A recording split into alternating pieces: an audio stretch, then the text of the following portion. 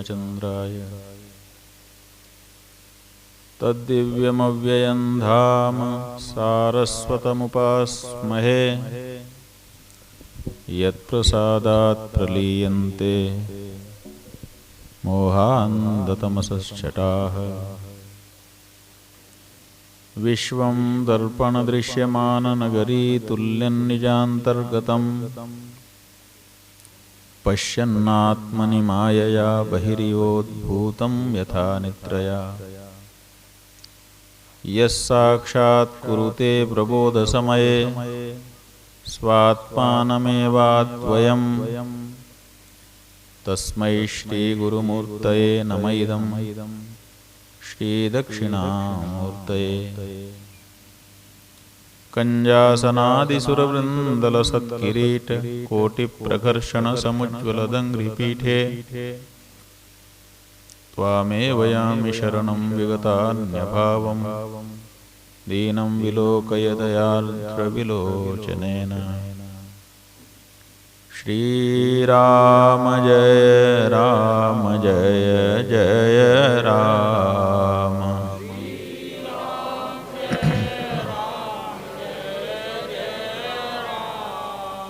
श्रीराम जय राम जय जय राम।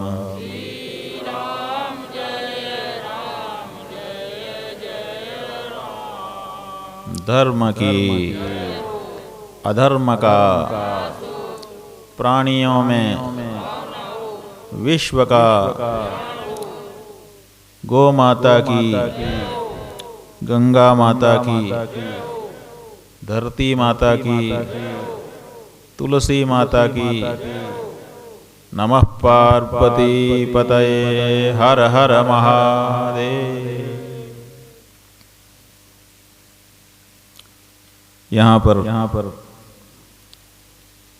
विद्यमान होकर सभा की शोभा बढ़ा रहे आदरणीय संतजन, विद्वज्जन,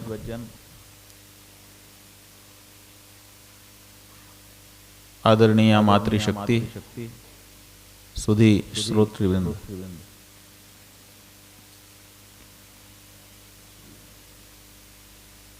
श्रीमद् भागवत जी में एक प्रसिद्ध श्लोक है, अभी हमको स्मरण में आ रहा है। कहा है गायन्ति देवाः किल गीतकानि धन्यास्तु ये भारत भूमि भागे स्वर्गापवर्गास्पद मार्गभूते भवन्ति भूयः पुरुषाश्रयत्वात्। इसका मतलब है कि देवता स्वर्गलोक में बैठकर गीत गा रहे हैं। किसके गीत गा रहे हैं? जो प्रशंसनीय होता है उसी के तो गीत गाए जाते हैं। अब देवता तो स्वर्गलोक में पहुंच गए हैं, वहां जाकर के वो किसका गीत गा रहे हैं? तो बताया वो जो भारत भूमि में निवास करने वाले मनुष्य हैं उनके गीत गा रहे हैं। भारत भूमि में निवास ये कोई सामान्य बात नहीं। भारत भूमि में मनुष्य का शरीर ये कोई सामान्य बात नहीं। देवता भी देवलोक में बैठ करके इसकी सराहना करते हैं, और सराहना ही नहीं करते, कामना करते हैं कि हमारे पुण्य जब क्षीण होंगे तो हे भगवान, जब हमको स्वर्गलोक से निकाला जाए कि अब तुम्हारे पुण्य क्षीण हो गए, जाओ, तो कृपा करके हमको भारत भूमि में जन्म दीजिएगा और मनुष्य का शरीर दीजिएगा। तो ये जो भारत भूमि है और ये जो मनुष्य शरीर है, इसका बड़ा महत्व। और इसमें भी जो हमारी बुद्धि है, अगर वो धर्मानुकूल हो जाए तब तो कहना ही क्या है। सोने में सुगंध, ये तीन चीजें बड़ी दुर्लभ है।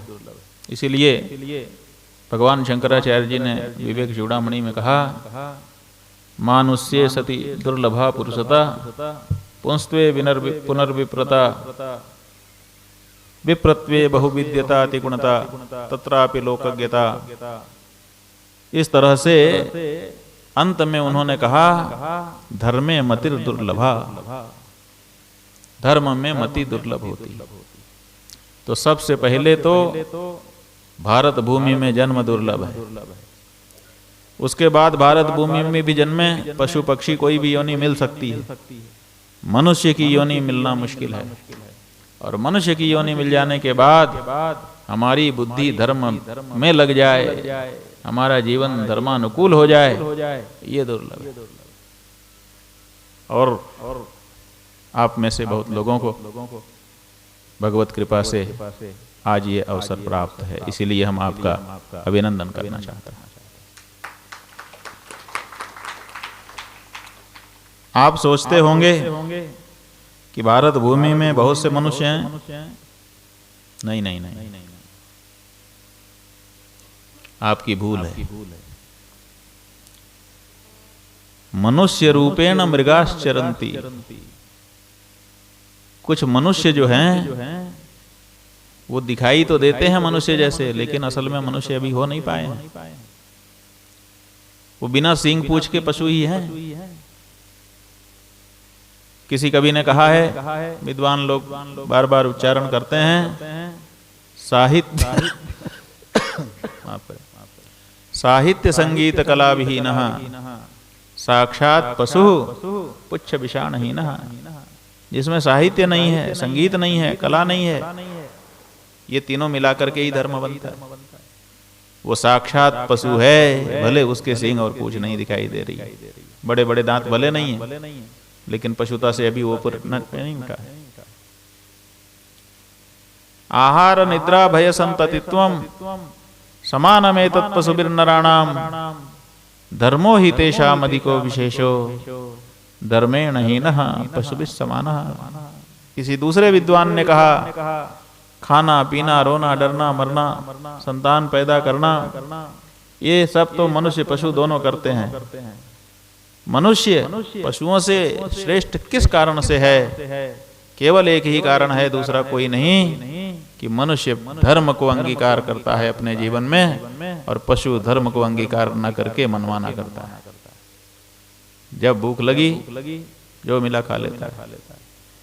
और हम भूख हमको भी लगती है, लेकिन हम विचार करते हैं कि जो चीज हमारे सामने आई है वो खाने योग्य है कि नहीं है।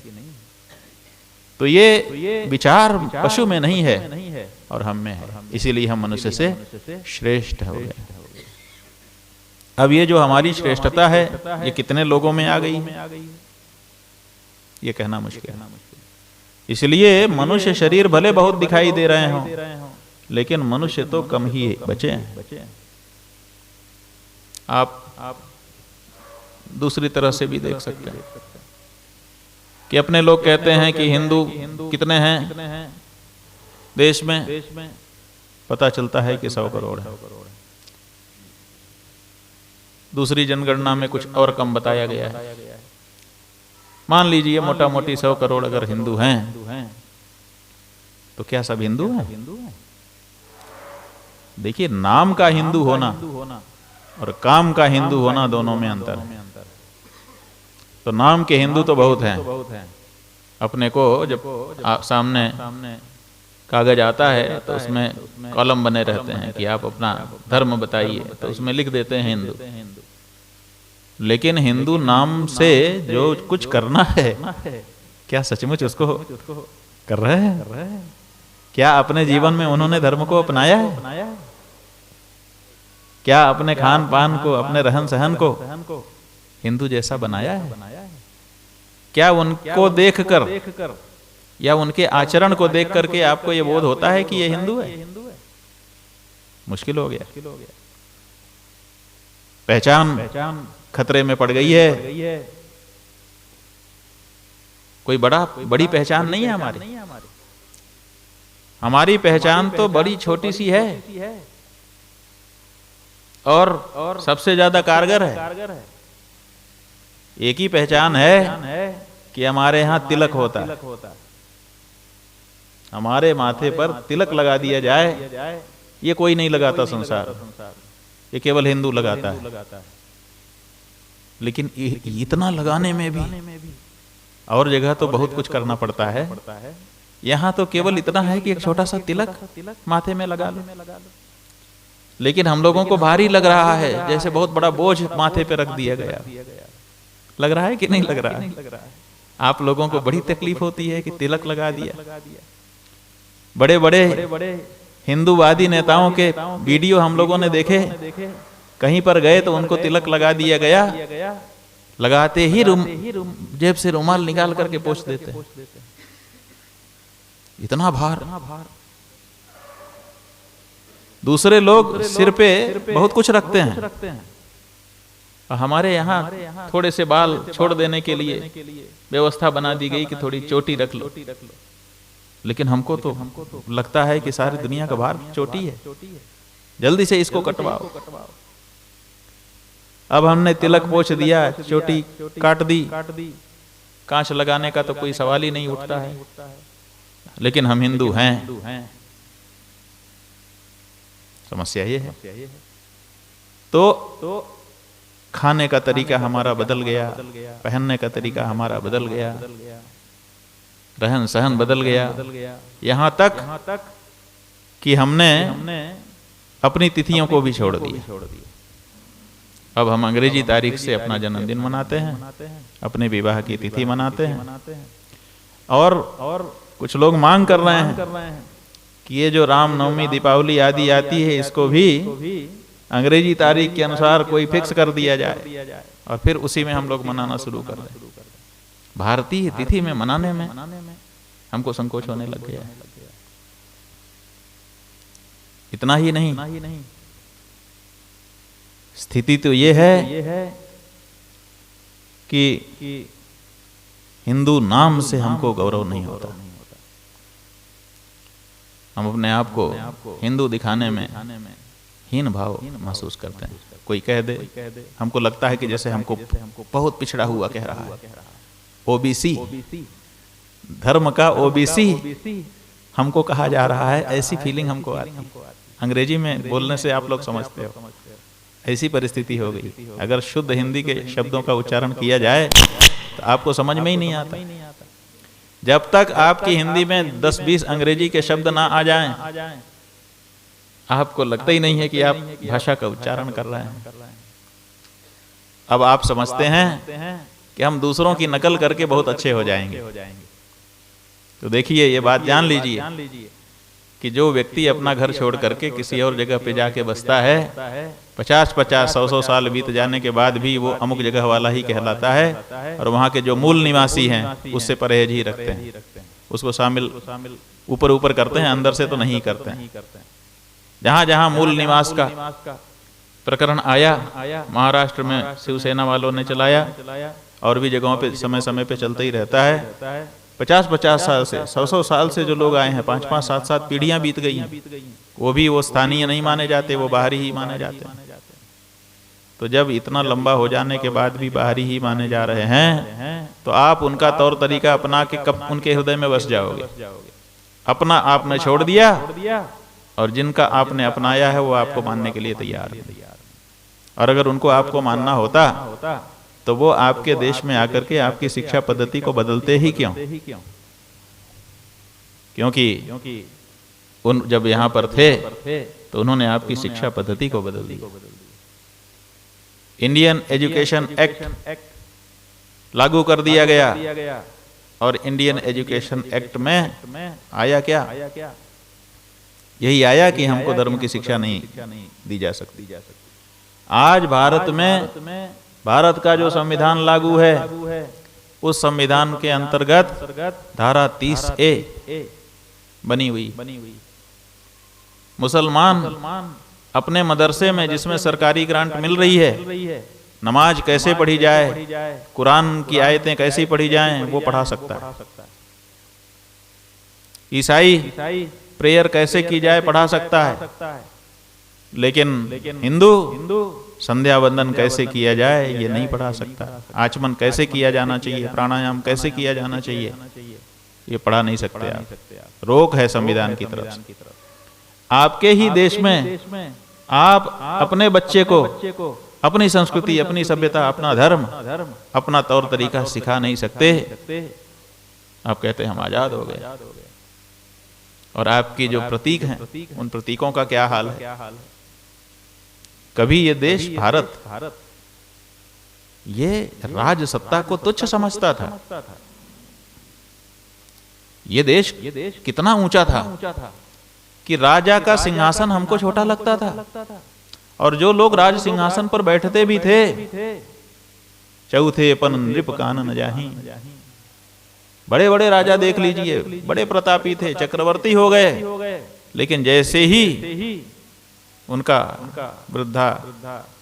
वृद्ध अवस्था का काल आया, सिंहासन का स्वयं परित्याग कर दिया और बच्चों को सिंहासन सौंप करके कानन जाहि, जंगल में चले जाते। राज सिंहासन में बैठ करके राजसी सुविधाओं को भोगने के बाद जंगल में रहना कठिन है।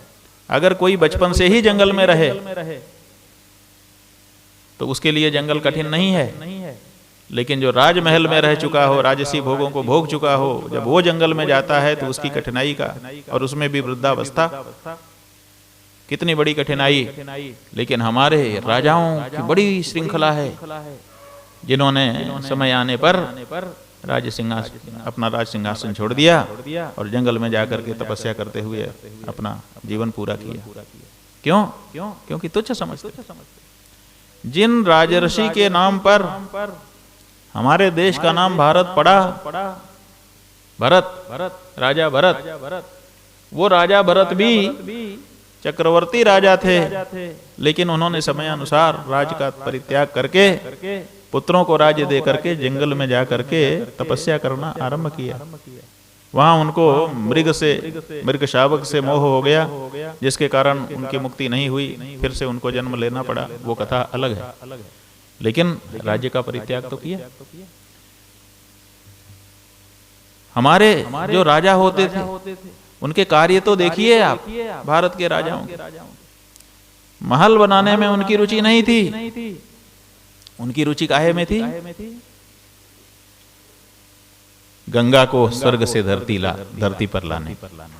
राजा भगीरथ कोई हमारे आपके जैसे व्यक्ति नहीं थे, इस देश के चक्रवर्ती राजा थे। राजा सगर की तीसरी चौथी पीढ़ी में थे। वो राजा भगीरथ अपना राजकाज कैसे चला रहे हैं कि स्वर्ग से गंगा को धरती पर लाने के लिए तपस्या कर रहे हैं। और जब गंगा आ जाती है तो उस गंगा का कितना बड़ा सम्मान करते हैं। पुराणों में लिखा हुआ है कि जब गंगा धरती पर आई तो आगे आगे भगीरथ राजा रथ लेकर के चले और उसके ऊपर खड़े होकर के शंख बजाते हुए जाते थे। और पीछे पीछे गंगा गंगोत्री से निकल करके गंगा सागर पहुंची, जहां कपिल मुनि के शाप से उनके पूर्वज भस्म हो गए। अगर इस दृश्य को आज की परिस्थिति से हम लोग मिलान करके देखना चाहें तो क्या दिखाई देता है? आज जब कोई विशिष्ट व्यक्ति यात्रा करता है तो उसके सामने उसके वाहन के आगे आगे पायलट कार चलती, सायरन बजते हुए जाता है कि हट जाओ, विशिष्ट व्यक्ति आ रहा है। गंगा जब चल रही थी तो इस देश का राजा गंगा की पायलटिंग कर रहा। ये वो देश। गाय राजा दिलीप जो भगवान श्री राम के पूर्वज थे, उन्हीं के बेटे अज हैं। अज के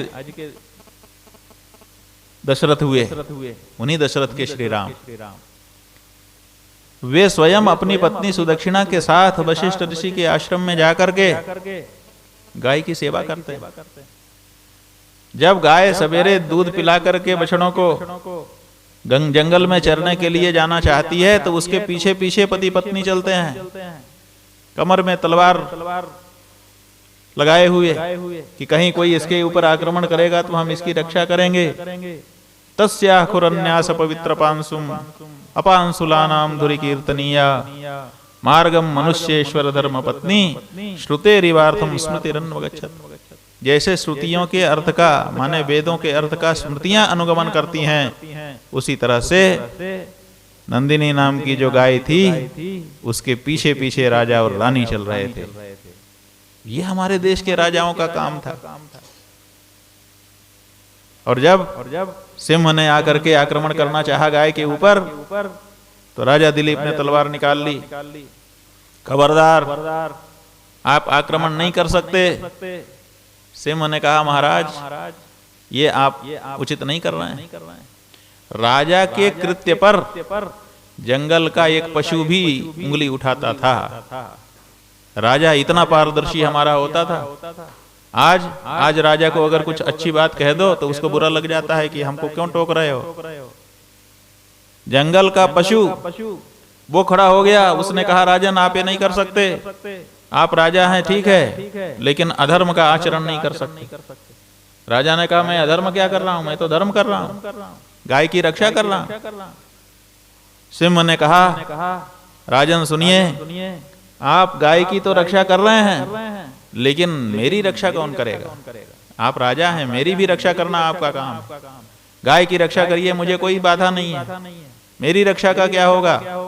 कहा, तुम्हारी रक्षा में हम कहाँ बाधा बन रहे हैं?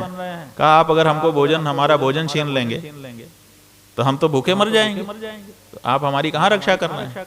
ये जंगल है और जंगल में जंगल का कानून चलता है। यहाँ पर हम परस्पर जीवो जीव से भोजनम का सिद्धांत लगाते हैं, इसलिए यहाँ पर आपका राज कानून नहीं चलेगा। हम जंगल के पशु हैं और मांस ही हमारा भोजन है, इसीलिए हमको शिकार करने दीजिए। अब हमारा देश का राजा क्या कहता है? हमारे देश के राजा दिलीप कहते हैं कि तुमको भूख लगी है, तुम्हारा भोजन मांस है, यही ना तुम्हारा कहना है, तो ठीक है, गाय को छोड़ दो, मैं तुम्हारे सामने हूं, मुझे फाड़ करके खा लो, अपनी भूख शांत कर लो, मैं तुम्हारा भी पालन करूंगा और गाय की भी रक्षा करूंगा। मेरे जीते जी गाय को मारा नहीं जा सकता, वो अवधन्य है, मैं मर जाऊं उसके बाद जो तुम करना चाहो करो। ये हमारा देश है। और उस देश में क्या हो रहा है? गाय काटी जा रही है। और काटी काहे के लिए जा रही है? कोई दुश्मन आके नहीं काट रहा है, हम गाय के मांस का व्यापार कर रहे हैं। कोई जरूरत नहीं है गाय काटने की, लेकिन हमको अपना खजाना भरना है। कितनी मतलब जब हम पुराने भारत को देखते हैं और जब आज के भारत को देखते हैं, तो मतलब पुराने भारत को देख करके हृदय गदगद हो जाता है, और आज के भारत को देखकर उतनी ही पीड़ा होती है। काश हमारे देश में हमारे पूर्वज ऐसे ना होते, तो फिर भी हम सह लेते, लेकिन जब अपने पूर्वजों के चरित्र को पढ़ते हैं तो फिर बहुत बड़ा दुख मन में उत्पन्न हो जाता है। गाय काटी जा रही है, वो भी केवल मांस का व्यापार करने के लिए। हमको अपने खजाने में रेवेन्यू बढ़ाना है। ये कहाँ का नियम है? सभी धर्मों के लोगों ने कह दिया कि गाय काटने का हमारे यहाँ कोई धार्मिक नियम नहीं है। मुसलमानों ने फतवे जारी कर दिए कि गाय हम काट के खाते जरूर हैं, लेकिन धार्मिक दृष्टि से अनिवार्य नहीं है कि गाय काटना जरूरी नहीं है हमारे धर्म में।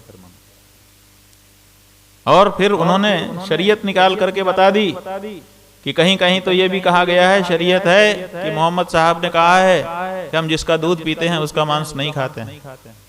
तो इससे भी यही निकल करके आता है कि जिसका दूध पिया है उसका मांस खाने का काम नहीं है। इसलिए मुसलमानों से अगर आपको डर है तो मुसलमान तो साफ साफ कह रहे हैं कि हमारे लिए धार्मिक अनिवार्यता नहीं है, और दूसरे कोई भी नहीं कह रहे हैं कि हमारी कोई धार्मिक अनिवार्यता है।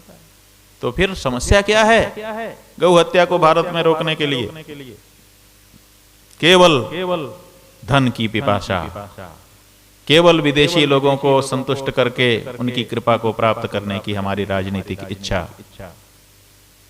और इसीलिए हम लोग ये चाहते हैं कि अब इस तरह की इच्छा को तिलांजलि देने का अवसर आ गया। देखिए ये देश जब स्वतंत्र हुआ तो स्वतंत्रता का आंदोलन चला ही क्यों, आप लोगों को याद होना चाहिए। ये स्वतंत्रता का आंदोलन सन 1858 की क्रांति आई, 1857 में क्रांति हुई। वो जो क्रांति हुई वो क्यों हुई? क्योंकि मेरठ के एक सिपाही मंगल पांडे को उसके अंग्रेज अधिकारी ने आदेश किया कि कारतूस को मुंह से खोल करके उसको बंदूक में भरो, और उस कारतूस में गाय की चर्बी थी।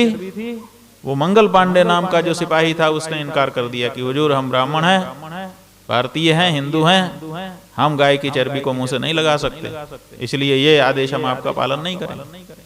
अंग्रेज अधिकारी ने कहा कि तुमने जब नौकरी हमारे यहाँ मांगी थी तो हमने तुमसे कॉन्ट्रैक्ट करा लिया है कि हम जो आदेश करेंगे बिना विचारे उसका पालन करोगे, इसलिए बिना विचारे पालन करो। उसने कहा कि हम ऐसे नौकरी को लात मारते हैं। कहा वो मारना, जब मारना पहले ही मार देना था, नहीं करना था, तुमने अब तो कर लिया है, अब तो करना पड़ेगा। और वहीं से क्रांति की शुरुआत हुई। उसने इनकार कर दिया और उसको अवज्ञा करने के आरोप में पेड़ से लटका करके फांसी दे करके मार दिया गया।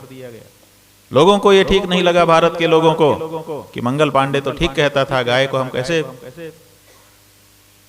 और परिणाम ये हुआ कि देश में अंग्रेजों के खिलाफ एक वातावरण खड़ा हो गया, जबकि अंग्रेजों ने बहुत अच्छा यहाँ अपना रास्ता बना लिया था। लेकिन ये गाय के कारण अंग्रेजों के विरुद्ध एक भावना हमारे देश में उत्पन्न हुई, और वो भावना चलते चलते 90 सालों के अंदर अंग्रेजों को